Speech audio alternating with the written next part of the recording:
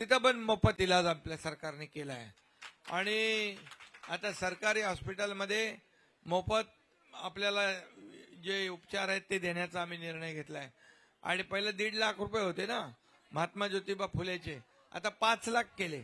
त्यातल्या अटी शर्ती आम्ही काढून टाकल्या आणि जेवढं अगदी करोडपती पासून अगदी साधा गरीब माणूस पण त्याचा फायदा घेणार।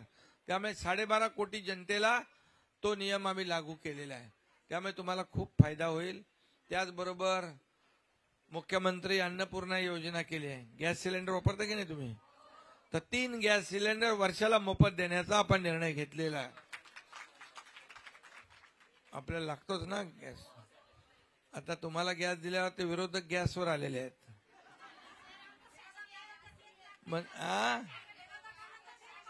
विरोधकांना एकच आहे की विरोधक ही योजना बंद पडावी म्हणून सारखा प्रयत्न करत होते।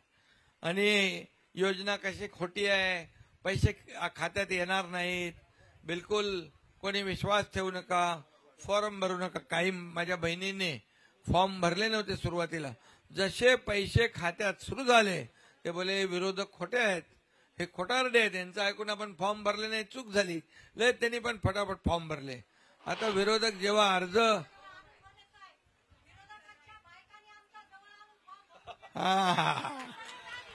म्हणजे बघा, इथं पहिले योजनेला बदनाम करायचं, इथं पहिले योजना फसवे असं म्हणायचं, आणि दुसरीकडे क्रेडिट घ्यायला फॉर्म भरायचे। मी बघतो ज्या लोकांनी विरोध केला त्या लोकांनी आपल्या ऑफिसच्या बाहेर, शाखांच्या बाहेर फलक लावले होते, मुख्यमंत्री माझी लाडकी बहीण योजना याचा लाभ घ्या, पण मुख्यमंत्र्याचा फोटो नव्हता लावला। म्हणजे ज्यांनी फोटो त्यांचे लावले होते, म्हणजे क्रेडिट घ्यायला, श्रेय घ्यायला पुढं आणि आमच्या लाडक्या बहिणींना बदनाम करायला पुढं।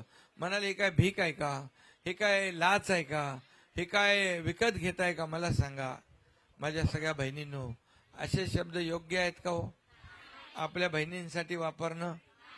आणि मग असे लोक या योजनेमध्ये खोडा घालतात। म्हणजे त्यांना वाटलंच नव्हतं की एवढ्या लवकर ही योजना चालू होईल आणि पैसे पण मिळतील, त्यांना भरोसा नव्हता। मग योजनेमध्ये खोडा घालायचा प्रयत्न केला, ते कोर्टात गेले, कोर्टाने त्यांना फटकारलं। आम्ही कोर्टाला सांगितलं हे सरकारचं काम आहे, सर्वसामान्य महिलांना जर आम्ही थोडासा दिलासा देण्याचा प्रयत्न केला तर काय प्रॉब्लेम आहे? कोर्टाने त्यांना फटकारलं, कोर्टाने त्यांना फेटाळून लावलं। ते खटाखट वाल्यांचे कधी येतच नाहीत, ते पटापट वाल्यांचे येतात।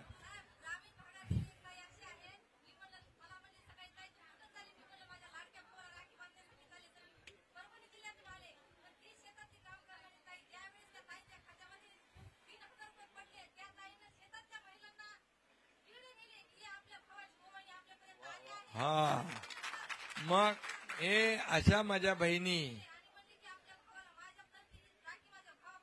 तुम्ही पाठवली, दिली मला, हो बांधली।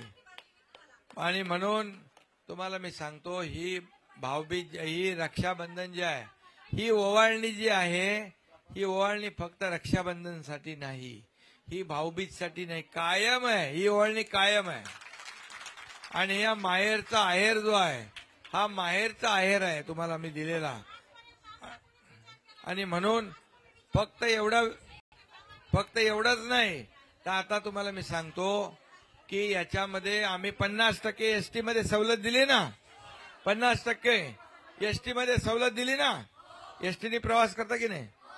मग आता ते एसटी तोट्यात नाही, फायद्यात गेली आहे। पहिलं म्हणालं एसटी तोट्यात आहे, 50% दिलं तर अजून तोट्यात जाईल। मी बोललो करून तर बघा। करून बघितल्यावर एसट्या फुलं एकदम व्हायला लागल्या। महिलांनी माझ्या बहिणी आपल्या पतिराजांना सांगू लागल्या की बाबा तुम्ही थांबा, मी अर्ध्या खर्चात बाजारात करून येते। बरोबर ना? हे आहे ना खरं, बरोबर? आणि म्हणून याच्यासाठी आम्ही 50% त्याच्यामध्ये सवलत दिली। आता त्याच्यामध्ये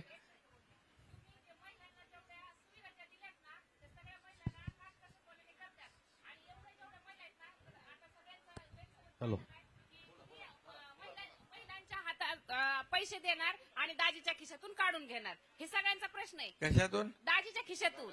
आता आम्ही लाडक्या बहिणी तुमच्या, आणि दाजी कोण? दाजी नाही काढणार. तुम्ही नाही ऐका हा हा आणि म्हणजे त्याचा प्रश्न काय आला? हा. आणि आता आपण हे काम करतो ना, तुम्ही फक्त महिलांकडे लक्ष द्या, उमेद अभियानाकडे लक्ष द्या, तुम्हाला महिला कुठंच कमी पडणार नाही सर. नाही म्हणून काय करा, हे माईक घे. म्हणून आहे ना, तुम्हाला मी एकच सांगतो की तुमच्या खात्यात पैसे आलेले तुमच्या सहीशिवाय कुणालाच काढता येणार नाहीत. समजलं की नाही? तुमच्या मंजुरीशिवाय परवानगी